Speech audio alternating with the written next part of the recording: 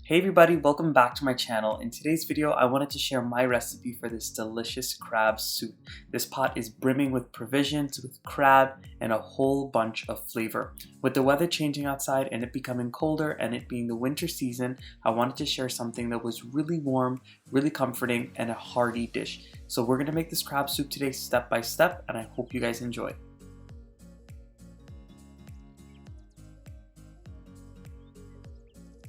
So I pulled out the big karahi for this because we need a lot of space to put all of these provisions, these flavoring agents, and the crab into the pot. So in my karahi, I've heated it up on a medium-high heat, and I'm going in with some oil and some butter. And once that butter melts, you're gonna go in with some sliced onions as well as some chopped celery.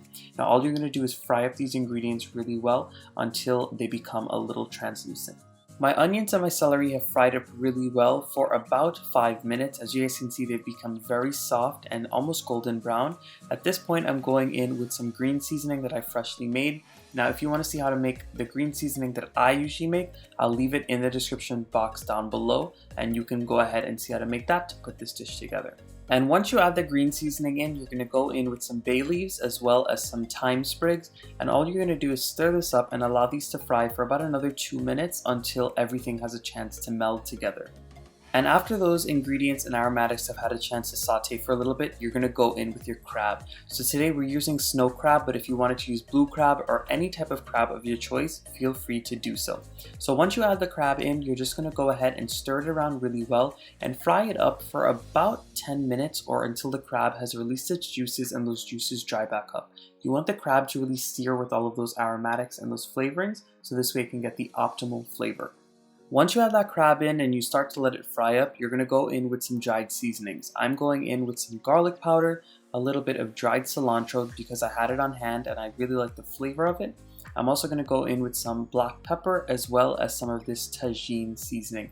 Tajin seasoning is basically like a chili lime seasoning, and it adds a beautiful flavor alongside any type of seafood dish. If you didn't have the Tajin seasoning, you could feel free to use some Old Bay if that's what you prefer.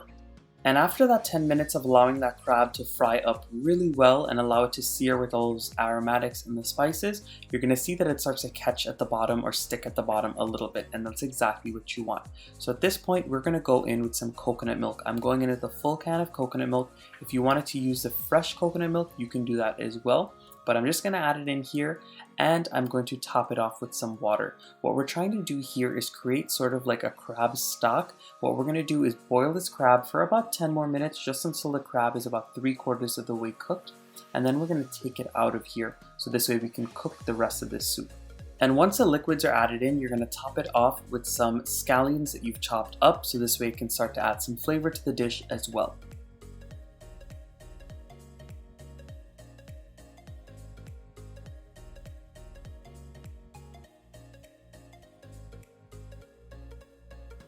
So my crab has been boiling with all of the liquids, the spices, and the seasonings for about 10 minutes at this point. And at this point, the crab is about 3/4 of the way cooked, which is where we want it. What we've basically done is created sort of like a crab stock. So this way we can boil our provisions in, and then at the end, we're gonna go back in with the crab. So what I'm gonna do right now is I'm gonna take a pair of tongs and I'm going to dip out the crab or take it out and leave it in a bowl and set that aside for when we're ready for it later. Now once you remove the crab from the broth, you're going to see that you're left with a creamy and flavorful coconut crab broth. So at this point, we're going to go in with some chopped carrots. I like adding carrots into my crab soup, and that's the way that my grandmother taught me how to make it, and it adds a nice level of hardiness and some more flavor to this soup. Once you go in with the carrots, you're also going to go in with a little bit more green seasoning. You're going to go in with some more sliced onions. And the reason why I like to re-add these ingredients into the pot and reintroduce them as the soup is cooking is because I find that it adds a very complex flavor to the soup and makes it even more flavorful. I always say that I never just dump everything into a pot, because if you do, the soup or whatever you're cooking will taste one note and very plain, and we do not want that here. After adding in my extra onions and the green seasoning, I'm going to go in with my provisions. In this bowl, I have some yellow sweet potatoes, some cassava, some regular sweet potatoes, and I have the white sweet potatoes as well. You can use any type of provisions that you want. I will be using plantains, but I'm going to put that in a little bit later because the plantains take a little less time to cook. And once you add all of these provisions into the pot, you're going to allow them to cook about halfway before we add in our plantains and our other ingredients later on.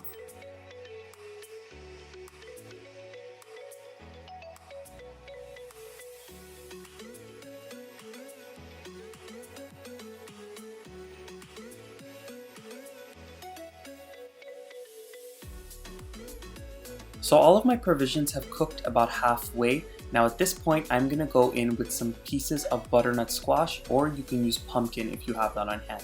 Now this ingredient is totally optional. I just decided to add it in because I had it on hand, and also because it's gonna add a beautiful sweetness to the soup. So I'm going in with just a little bit of that, and I'll leave all of my ingredients and the measurements down below as usual.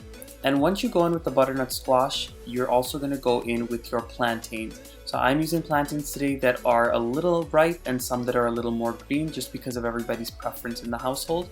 But you can use ripe or green ones just depending on your preference as well. So I'm going to stir this up, and I'm going to allow those plantains to cook for just a couple of minutes, and then I can go in with my crab later on. After the plantains have cooked for about 5 to 6 minutes, I'm going in with all of the crab that we had steamed earlier.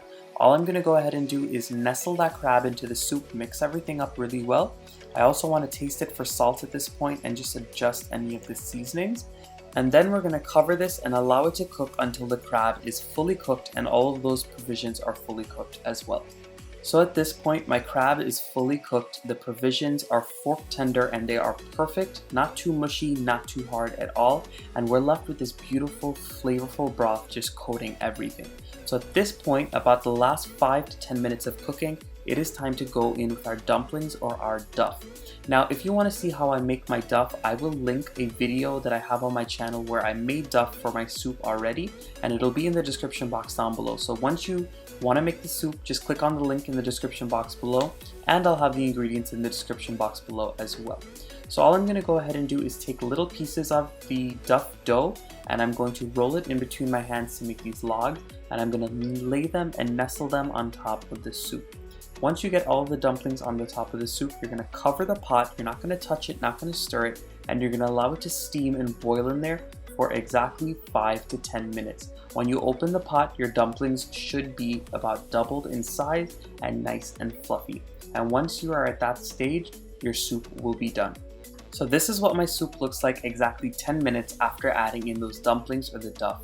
As you guys can see, they are beautifully fluffy, everything's perfectly cooked. So at this point, I'm going to turn off my heat, and this soup is ready to serve. Now, I did not add pepper into the soup because all of my cousins are going to be eating this and they do not like spicy food. But if you wanted to add some wiri peppers or any spicy peppers, then add them in. But if you enjoyed this quick video today, please don't forget to give it a thumbs up. Subscribe to my channel if you are not subscribed yet, and leave those beautiful comments down below. I'll see you guys again very soon with another one of my awesome recipes. Until next time, guys. Bye, everyone.